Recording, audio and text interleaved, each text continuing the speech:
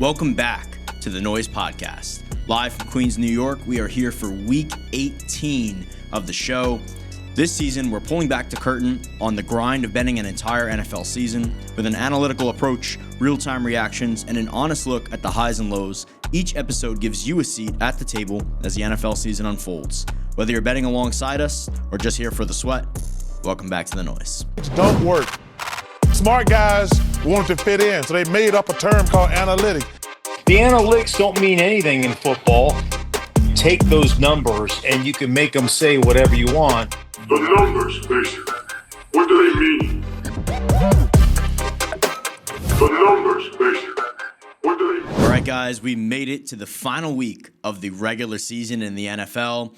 Week 18, this is notoriously one of the more difficult weeks to bet, especially when you're recording early on in the week. But before we get into it, hope everybody had really a Merry Christmas and Happy Holiday season, whatever you celebrate. Hope everyone had a Happy New Year, kicking off 2026 with some winning bets right here. So we'll get into the games that actually matter for Week 18. I'm recording this a little bit early on in the week, just with the holiday and stuff. So I don't have a ton of information on who's playing for who. I think we have some pretty good guesses we can make, but again, most importantly, make sure that you guys are in the Discord. You can ask any questions in real time. All of my bets are given out in real time in the Discord. We are having quite a good year. I think I did my numbers the other day, and on regular picks that were given out pre-game in the Discord, that we are up just above 32 units for the 2025 NFL season. So about a 21% ROI. Really happy with these results. Obviously, there's more, right? We've had a bunch of fun parlays that we've hit over the course of the season. We've had a bunch of live betting angles that we attacked live in the Discord. So again, the fun doesn't stop. When the NFL season ends, we'll be kind of moving on to some other sports and seeing how we can attack both in the pregame and the live market. So make sure that you guys join the Discord. The link is in the description. If you're watching on YouTube, please make sure you like, rate, and subscribe. And if you're listening on Apple Music or Spotify, please make sure you do the same. Link will be in both. So week 17 has passed, right? A couple games that kind of swung some outcomes, in a bit of a surprising way. So the first game, I'll kind of go in chronological order on what matters here, right? We have the Panthers going in to play the Bucks. We talked about this a bunch week 16, where I wanted to position myself to kind of make an open parlay or a moneyline rollover situation on the Panthers rather than betting them to win the division because of the potential equity that we would gain from it, right? At the time, the Panthers were about plus 300 to win the division. And now, right, that I've closed this parlay betting on the Panthers in week 18, my parlay odds are around plus 360. So got a little bit of extra value there. However, a very interesting avenue for the Panthers to actually win the division has opened up. So now, if the Bucks win this head-to-head against the Panthers, but the Falcons beat the Saints, that will open a three-way tie for the NFC South, which changes the rules in terms of how they seed the tiebreakers and would give the Panthers the NFC South. So it's win or get in for the Panthers, right?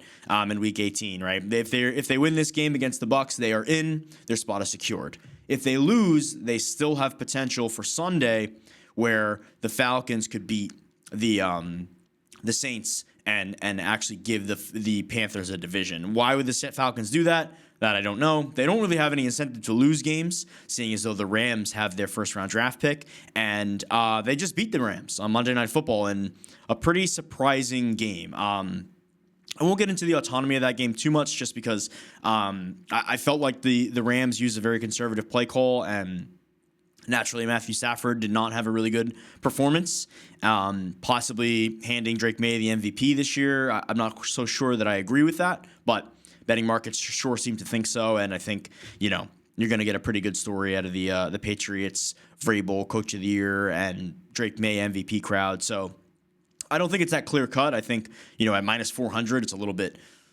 heavy on Drake May. There's certainly a big case to be made for Stafford here, but At this point, I'm not going to really enter that market at all. I wouldn't be surprised if Drake May takes it home, but we'll kind of see. We'll kind of see what happens with that. So as far as this game goes, right, I have a lot of issues with the Bucks here. The Bucks are as a team kind of reeling, right? They are losing games left and right, losing a game to Miami that, they had every incentive to win and just really came out flat. I said this a couple weeks ago on the podcast. I think Baker Mayfield is hurt. I don't think that Baker Mayfield is playing 100% healthy. We already know, right? They were out without Tristan Wirfs last week. During the game, Jamel Dean gets hurt as well. He likely misses Week 18. So there's a lot of negatives for the Bucks right now. Hopefully they do get Tristan Wirfs back, but just overall, this offense isn't that healthy. They're not functioning that well. The defense hasn't really been good all year, and to lose kind of one of their only bright spots, I'm pretty concerned with their ability to stop, the Panthers, who, can be uninspiring at times, but are, in position to kind of take this division.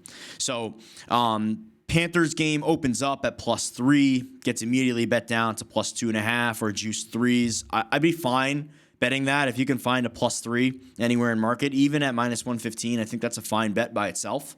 But as I mentioned earlier, I'm just closing this parlay that I had where I bet the Panthers in Week 16. I'm betting them again in Week 18 at around +130, +135 in market. So I think both those are fine. I think it's a great teaser spot as well if you want to tease up the Panthers in what should be a decently low-scoring game. Next game on the docket is the Seahawks taking on the 49ers. 49ers played a barn burner against the Chicago Bears on Sunday Night Football last week. Really exciting, great game. They are now in position, whoever wins this game, to take the NFC West and therefore the number 1 seed in the NFC. So a lot of eyes on this game. A couple injuries to note. Rashid Shaheed for the Seahawks had a concussion. Generally, you're going to miss the next week when you're concussed, but we know in these kind of playoff game or playoff field games, concussions almost don't really matter. The NFL has done a good job in kind of stopping teams from putting guys who are clearly concussed back out there, but it seems like in the playoffs or in really high leverage situations, those rules kind of get a little murky. So I wouldn't be surprised if he plays, but at the same time, he probably shouldn't. And the Seahawks' depth at wide receiver is very, very thin. Even with Shaheed, right? They have had a hard time moving the ball. The offense is really Jackson Smith-Njigba and nothing else, right? They're running the ball a lot, although sometimes inefficiently. When they throw the ball, Jackson Smith-Njigba is getting like 30% of the targets. So I don't know that the 49ers really have the personnel to match up against this, given all the injuries on their defense, right? Fred Warner for the year, Nick Bosa out for the year, among others. So we know this 49ers defense is kind of playing as a shell of itself, but I don't know that they're necessarily equipped to stop a Seattle offense that at times has been kind of flat. So where I lean with this is that I kind of like Seattle to win this game. I think Seattle to get the number 1 seed is kind of in play here. It's an interesting angle as well for Coach of the Year, where you have Mike McDonald and Kyle Shanahan, who are some of the front runners for this award, which again, we have a very interesting year where you have maybe 6 candidates who are all viable to win this award between Vrabel, Shanahan, McDaniel, Sean Payton, who's not getting a lot of love, Liam Cohen, and Ben Johnson. So really, I think all of those guys are live, and I think they are kind of priced accordingly. Although Vrabel being the clear-cut favorite, I'm not so sure I agree with. The thing about Vrabel here is that he kind of fits that.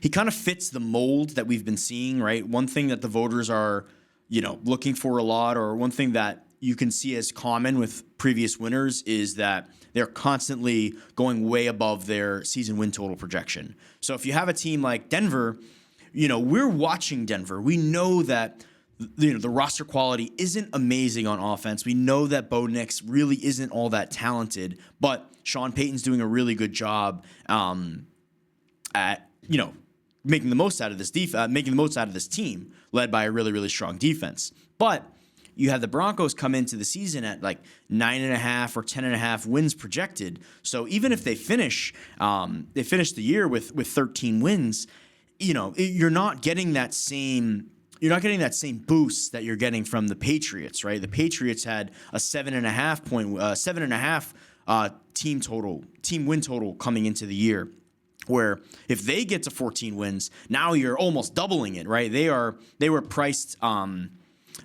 I think, third in the division coming into the year as well, and now you're getting them, as a clear-cut AFC East winner and potential number 1 seed should Denver lose. So I think Vrabel tells the story that everybody wants to hear. I am a bit more impressed personally by the job that Shanahan's done, kind of piecing together this team, winning all these games, and especially if they do win in Week 18 and getting the number 1 seed, basically without a defense, playing with Mac Jones for half of the year, and then plug and playing Brock Purdy without any weapons, with Pearsall out half the year. Brandon Ayuk didn't even show up for work, and George Kittle being in and out of the lineup.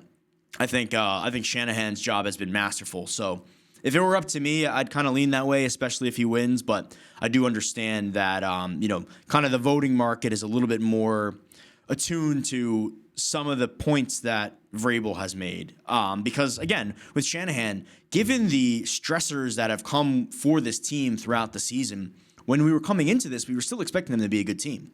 I think they were also in that 9.5 win range. So, again, you just don't get that same benefit of, crushing expectations from Shanahan, even though you could argue that based on the 49ers injury situation, they faced a much more strenuous schedule than the Patriots did at this point in the season. Both of them had kind of easier schedules, but I think that the task for the 49ers has been far more difficult, and they're going to end up with kind of similar results, albeit with better roster quality. So again, my vote's for Shanahan here, but I do think Vrabel is gonna take the award. So no bets here for me in this market. But remember, this is kind of how you want to look at it in terms of, although I think that something is more impressive, I don't know that the voting population is going to think so. And I don't know that the story that I'm spinning for Shanahan right now is a story that the voters are going to want to go for. So for that reason, right now, I'm going to kind of leave this market alone. All right, and we'll jump to Sunday Night Football quickly. This is the last one that really matters for in or out of the playoffs. Every other game is kind of for seeding, and I could kind of get into all the different weird seeding things that could happen based on who wins and who loses. But for the most part, you're looking at a lot of teams who are above 10-point favorites who need to win that game to secure their seed. Not a ton can really change unless one of these teams gets absolutely upset. With the Packers locked into the 7 seed, their outcome kind of doesn't matter. I think they start Clayton Tune, who is probably not an NFL quarterback. A bunch of games between guys that are out. Basically, it's fair to say that every team in the playoff hunt, other than the Packers, has motivation to win this week because they are going to want to get their seed as high as possible. You could also talk about kind of the meta on that of, do you really want the highest seed possible, right? If it's the difference between winning and losing a division, such as the Jaguars, and right, if the Jaguars win, they win the division. If they lose and Houston wins the division. So both those teams have absolutely every motivation to win their individual games. But if you are going to be in the NFC, you're going to look at the NFC 5 seed, right? That's a lot more valuable than the NFC 6 seed because you're going to get a chance to play Carolina or Tampa Bay. Playing them, even though it's on the road, is a much, much easier first-round matchup than if you were to go into Philly or even into Chicago. Philly being the team that I think teams would be most afraid of. So I do think there will be plenty of motivation for almost every one of these teams to at least win their game. We might see a lot of second half, quarterback switches and stuff like that just to protect their guys. So this is a very difficult week. I know I said I was going to talk about the Ravens, and I will in a second, but this is a very difficult week to gamble on because even if we got all this information at the beginning of the week, right? Even if we knew who was going to start for every team and kind of what teams were going to be aggressive with playing their starters for the whole game and what teams were going to not, you don't know when they're going to get pulled. And, if you have a situation where the Eagles are up 21-0 at halftime, I can almost guarantee that you're going to see Tanner McKee at some point. So live betting angles are certainly there, and you need to be quick. And again, that's why I recommend everybody jump in the Discord. We are all working and collaborating at the same time while these games are happening, right? You can't watch every single game at once.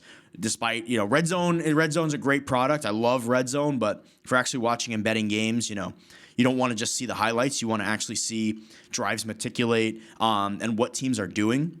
So when you're trying to watch all these games at once, it can be hard to notice, when someone's going to get pulled or, trying to track the tendencies. So my best advice is join the Discord. We will be live on Sunday watching all of these, trying to keep track of it. And, again, a situation like the Eagles, if they're up by 2 or 3 scores, they're going to pull everybody. And we'll try to gain some information throughout the week, looking back at kind of how some of these other head coaches have handled Week 18. So not a lot of pregame stuff. Again, last pick we'll talk through is the Ravens and Steelers at the Steelers. Right now, the Ravens are minus 3.5-point favorites. I think that's a Lamar Jackson line. I think that although he's questionable, the line implies that he plays. And my question is Tyler Huntley that much of a downgrade over this version of Lamar? I'm not ready to say that it's an upgrade, but I'm not so sure that Tyler Huntley starting this game isn't better for the Ravens. Lamar Jackson is also, along with Baker Mayfield, nursing some sort of injury. I'm not quite sure which one of it is, right? He's been banged up all year with a multitude of different injuries, and we know just from kind of how they've used him in general that we've seen a much more conservative approach to Lamar Jackson running and keeping Lamar Jackson out of danger, being that he is a dynamic runner. But I don't think he's been healthy. I don't think he's looked particularly good, even when he says he's healthy. We can chalk it up to a down season. Sure, I'm not a fan of the offensive line, the offensive coordinator. I'm not a fan of how John Harbaugh has been handling these games. I think we need a lot of a shakeup in Baltimore, and almost like if they do lose this game, it kind of gives them grounds to do that. If they win and they get into the playoffs again, right? They're a frisky team. Lamar Jackson could turn it on and upset, the Patriots. Let's say, they'll be the 4 seed, right? Upset the Texans, depending on who ends up in that 5 slot. So I'm not convinced that the Baltimore Ravens are going to shake everything up, but I am also not convinced that they're even going to win this game. I don't think the Steelers are very good. If this ends up being the final playoff team, they will be pretty close to the weakest seed that I have. I mean, Carolina will probably be the weakest, but Pittsburgh is the team that I'm not afraid of at all. But 3.5 is a good amount of points, and I think we wait this out, right? If they announce that this ends up being Tyler Huntley, you probably get a couple free points. There's no if this is a Lamar Jackson line, which I think it is, at 3.5, there's no way that it's going to stay there. Books are going to have to give some sort of credit towards the Steelers if Huntley plays, and maybe that pushes this out a couple points, right? Maybe you get some opportunity there, but I think whatever the number is, I kind of like Pittsburgh here, and I'm not thrilled with it. It's not going to be a major play for me, but I am gonna lean towards Pittsburgh almost at whatever number we end up getting. I'd like to wait and see. I'm fine with 3.5, regardless of who plays quarterback, but I don't see how this is going to shift in a way that is going to be too meaningful to play. And if we get a crazy shift towards the Steelers, it'll open up a teaser spot as well. So I think that's just fine. So those are the 3 games that matter this week. They of course are all in their own primetime slots. The league does a good job of trying to make sure that everybody's on the same time frame in terms of they don't get an advantage by knowing what their fate is beforehand. So all the seeding games, are either in the 1 o'clock or the 4:25 slate, right? There's no 4:05 versus 4:25 this week. So just again, keep this into account when you're making your DFS lineups, when you're betting props, especially. There is going to be a lot of question marks. There's going to be a lot of lines that are kind of in between, shading towards we don't know what's going to happen, and that might entice you to kind of bet a lot of overs and stuff. And again, I would caution everybody to kind of be careful what they bet during Week 18, just because you don't exactly know how these teams are going to approach it, and if you get a good idea, right, maybe a live angle is actually the way to approach it. If you think that somebody's going to come in at a certain point, bet it then, right? Don't try to chase a pregame line where you're not exactly sure what the game script says, plus how the team treats the game during that given game script. So be very cautious and try to kind of weed through a lot of the bullshit that you're going to see. We've been seeing it earlier and earlier every year now with the incentive shit. Like, we have people talking about Stephon Diggs needs X amount of catches, in week 14. Like, that has anything to do with how the Patriots are going to game plan in week 15, 16, 17. I mean, yeah, to an extent, right? If a guy is like a catch away from, a significant amount of money for him, his team or his quarterback is probably going to try to have him get that catch. But if you know that, books know that. And if you think they don't, you better have a good reason why you're betting that, right? Don't ever say that, it's Stephon Diggs is 6 catches away from a certain incentive bonus, so I'm going to bet him for 6 catches, because you're not considering what the price is, right? If Stephon Diggs' price is generally between 4 and 5 catches as his main line, right, being around minus 110, then at 6 catches, if you're laying minus 200, right, you have a horrific bet, most likely, unless a lot of people out or whatever. But be very careful with blindly betting stuff without considering the price, especially when it comes to these incentive markets, because I'm not a believer in traps. I'm not going to sit here and tell you the books are out to get you, but the books are certainly going to take advantage of you not paying attention to what the actual probability of these events are versus, what the potential incentive winnings are.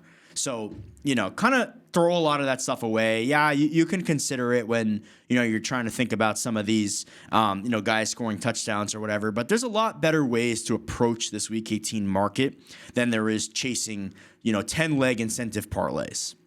So just be cautious when you do that.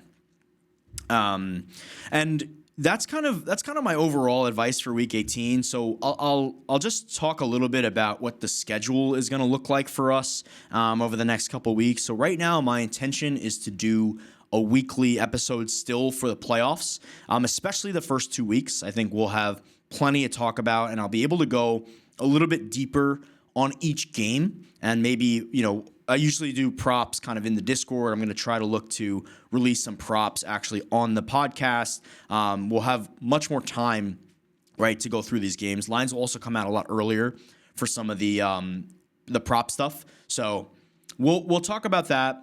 We'll talk about that next week as well, in terms of how do we approach playoff betting versus regular season betting. It's not as drastic, let's say, as the NBA, but in the NFL, obviously, right, you're going to see kind of some tightened rotations, and you're going to be able to try to find some other angles. Now, again, remember, part of what you're doing is going up against sportsbooks that are doing the same exact thing as you. So the more time you have to go over games, the more time they do.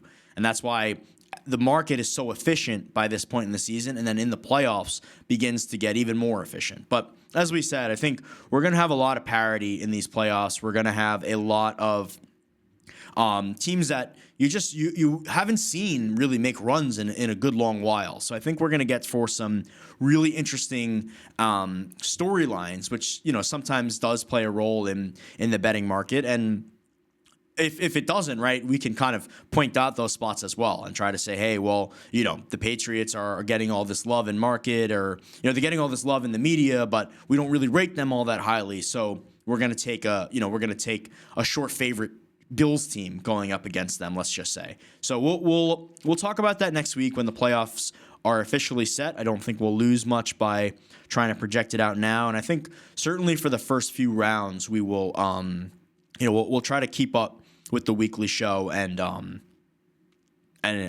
go a little bit deeper into the games. So as we think about the end of the season, right, and the end of the regular season being this week, I just also wanted to say a heartfelt thank you to everybody who's been following along, everybody who's been following the picks, everybody who's been following on Instagram, on Twitter, and as well as on YouTube.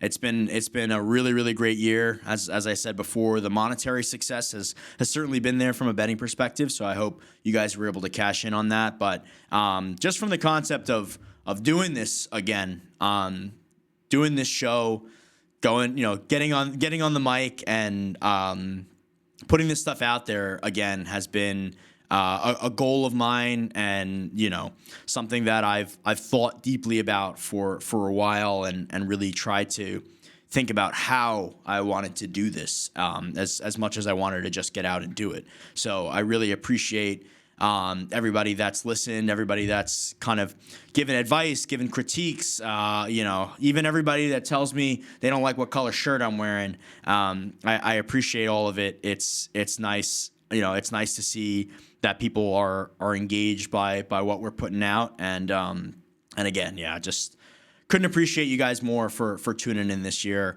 And I wanted to leave this podcast off, seeing as it's New Year's. This will come out just after New Year's Day, so you'll see a lot of stuff in 2026 about pieces of advice from people, and I do try to give out advice about betting on sports throughout the course of the season, and that's kind of what the show has been all about. But I'm gonna try to avoid some of that cookie cutter stuff, or some of the stuff that might be obvious to some, or some of the stuff that's purely about betting. There is a lot of betting 101 we can do, and again, always ask questions in the Discord and tune into each of the episodes as I try to talk about that stuff as it comes up.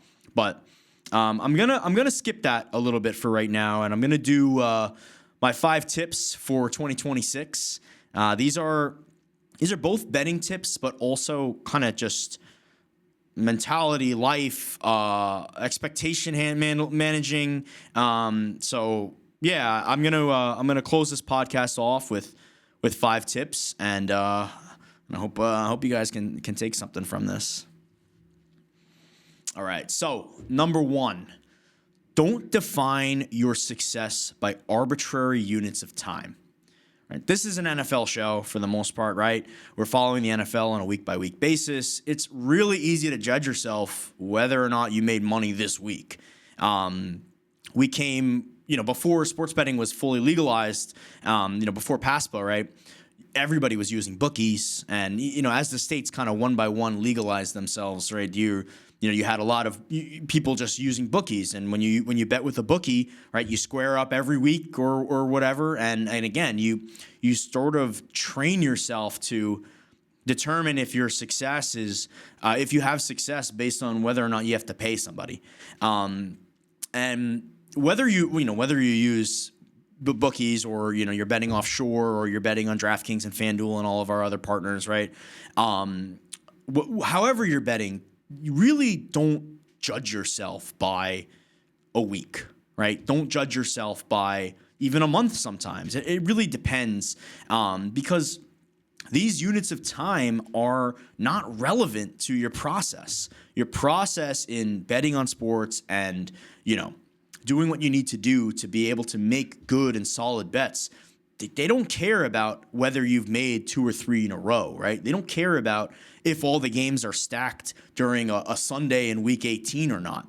They care about volume and sample size. So my first piece of advice for 2026 is to kind of stop using these arbitrary units of time to define you. It's the question you want to ask yourself, right, is this a true barometer of your process? Does that sample size of 1 week, let's say, show you anything about your work or the work that you did? And what I'll try to do kind of with the rest of this is talk about how, this applies to betting, and this also can apply to your life. And I've learned a lot about, my approach to doing things through betting on sports, and through this kind of analytical process. So again, don't use these arbitrary units of time to define yourself. Don't turn your life into a deadline. Tip number 2, judge yourself by your process, not by your outcome. This kind of goes hand in hand with number 1, but one of the biggest traps per se in betting is kind of letting the result tell you how you feel about the decision. You make a bad bet that wins, and suddenly it gets retroactively justified. You make a good bet that loses, right, or especially a couple in a row, you start to question everything. Outcomes are not the way you want to judge yourself. Processes are.